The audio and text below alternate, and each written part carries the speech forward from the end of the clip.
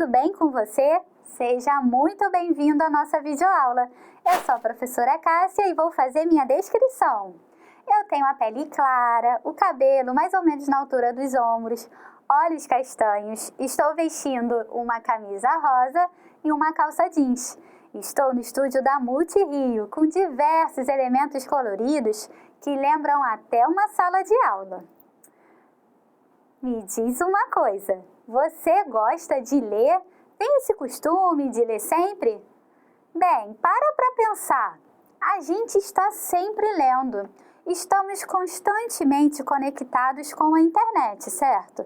Então, seja pelo WhatsApp, dando uma olhadinha no site de notícias ou até mesmo nas redes sociais, estamos sempre em contato com a leitura. Já parou para pensar que tudo que a gente lê, a gente traz todo o nosso conhecimento de mundo, as nossas experiências anteriores, elas vêm e participam desse momento da leitura. Como diz Paulo Freire, a leitura do mundo precede a leitura da palavra. Isso porque antes que a gente leia um texto, a gente já tem todo um conhecimento de mundo. Hoje nós vamos aprender algumas estratégias de leitura que nos ajudam a interpretar o texto de uma forma bem assertiva. Quer ver? Nós temos, por exemplo, a seleção, a antecipação, a inferência e depois, é claro, a verificação. Dá uma olhadinha. A primeira estratégia é a de seleção. Quando a gente seleciona as palavras principais, sabe? Deixamos de lado os artigos, quais são as palavras que me dizem mais naquele texto, ok? A outra estratégia é de antecipação. Baseado no nosso conhecimento de mundo, que informação nós já podemos apreender daquele texto? A outra é de inferência. Então, quando eu observo aquele texto, o que eu posso deduzir? O que está lá, mas não está escrito? Ou seja, o que eu consigo identificar nas entrelinhas? E, por fim, a verificação. Quando eu entro em contato com todo o texto, eu posso verificar se a minha estratégia de seleção, de antecipação e de inferência estavam corretas. Agora, nós vamos ver na prática um pouquinho dessas estratégias. Me diga você sabe qual é o filme ganhador do Oscar de 2022 como o melhor filme? E aí, vamos ver o título? No Ritmo do Coração. Baseado no título do filme, você consegue selecionar as palavras principais e antecipar algumas coisas? Vamos parar para pensar. Que palavras são mais importantes? O que você acha? Bem, eu diria ritmo e coração. Bem, então tá. Vamos tentar antecipar o assunto sobre o que trata o filme a partir daquele título No Ritmo do Coração. Pensando aí no nosso conhecimento de mundo, das coisas que a gente traz na nossa bagagem. Ritmo tem a ver com música, cadência, não é? E coração, eu posso pensar no quê? No órgão muscular muito importante, um órgão vital, certo? Mas eu também posso atrelar essa palavra de coração a sentimentos, não é isso? Muitas vezes a gente acaba ligando aí coração a sentimentos. Então, a partir daí, poderíamos antecipar por alguns caminhos esse tema do filme. Vamos ver? Olha, eu posso pensar aí naquela questão biológica, né, de coração. Se o ritmo do coração está adequado, por exemplo, tem até uma condição cardíaca que se chama arritmia, relacionada ao ritmo do coração. Será que o filme é sobre isso? Bom, eu posso pensar na associação do ritmo aos sentimentos, ou seja, o ritmo é definido pelos sentimentos. Assim, cada tomada de decisão está associada a questões sentimentais? Pode ser. Mas quem sabe eu posso pensar em ritmo como música e associar a música a questões sentimentais do coração. Será que esse ritmo tem a ver com música e música sentimento? Pode ser. E aí, você anteciparia o tema desse filme por esses caminhos ou a sua leitura foi diferente?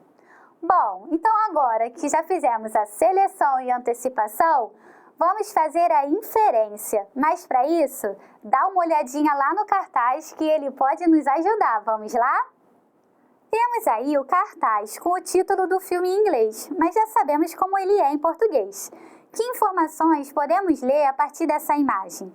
Na imagem, observamos 4 pessoas, mas apenas uma olha para a foto. Observe, que é uma jovem, provavelmente a personagem principal do filme. Podemos deduzir que os 4 compõem uma família e que na imagem teríamos o pai, a mãe e o irmão da jovem. Os pais parecem estar felizes e o irmão parece estar mais sério. A menina apoia a cabeça no ombro do seu pai, esboçando um afeto por ele. Você consegue perceber um leve ar de preocupação no semblante dela? Repare que eles estão na caçamba de um carro. Um carro transmite a ideia de locomoção, considerando que o carro seja da jovem, ela leva consigo a sua família, não é mesmo? A cena poderia ser diferente. Imagine só se ela estivesse dentro do carro acenando para a família do lado de fora. Tiraríamos outras conclusões, certo? Mas nesse caso aí, entendemos que a família está com ela. Mas por que será? Teria algum motivo específico? Podemos perceber também que o carro é grande, daquele tipo off-road, mais para lugares rurais e estradas de terra, e que tanto a jovem quanto o rapaz usam roupas quadriculadas, o que nos leva a concluir que são do interior. Podemos deduzir também, pelo fato de o carro ser mais antigo, que eles são pessoas humildes.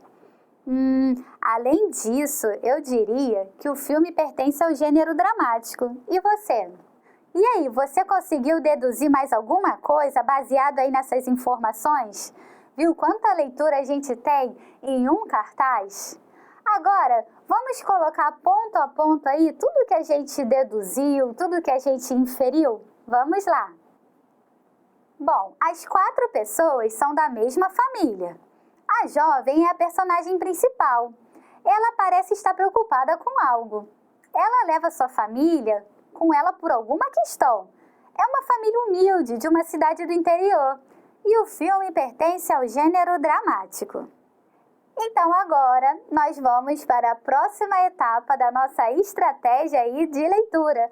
Vamos verificar se o que selecionamos, antecipamos e inferimos está correto, ok? Para isso, a sinopse do filme vai nos ajudar. Dá uma olhadinha.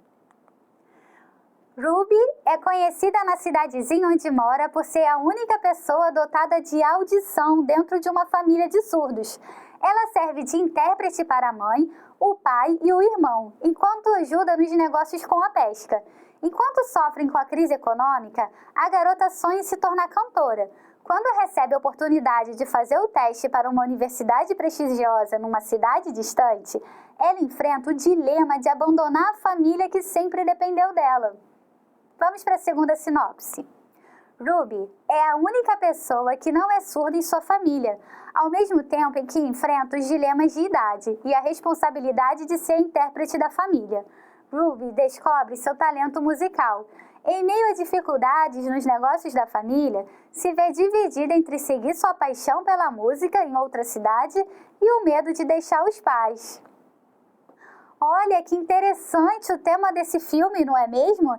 Ele traz a questão da inclusão dos surdos na sociedade e os seus desafios. Será que a gente conseguiu antecipar e inferir corretamente tudo que a gente falou lá sobre o filme?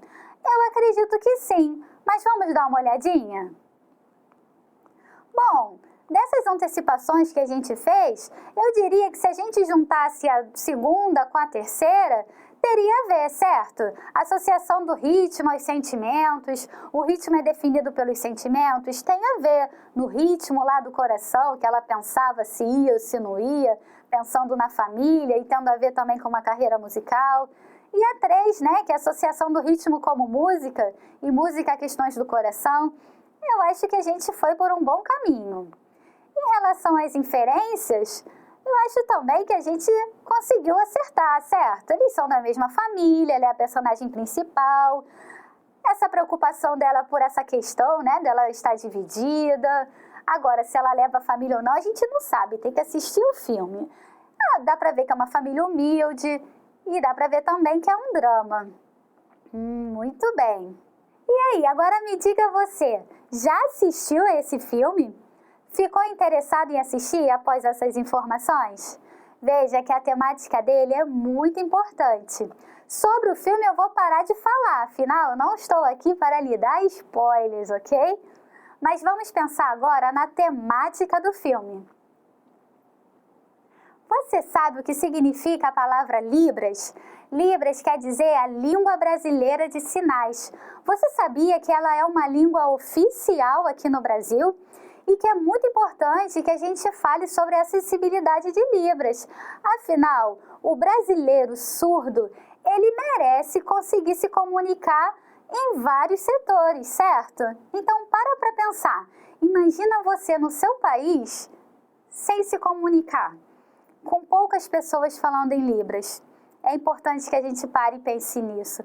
Quanto mais pessoas falarem em Libras, quanto mais acessível for esse ensino à população, mais o surdo ou deficiente auditivo poderá exercer sua cidadania de forma mais efetiva, certo?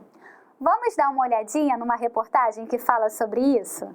Olha só, pelo título, vamos conhecer a reportagem, mas vamos praticar também as estratégias de leitura, certo?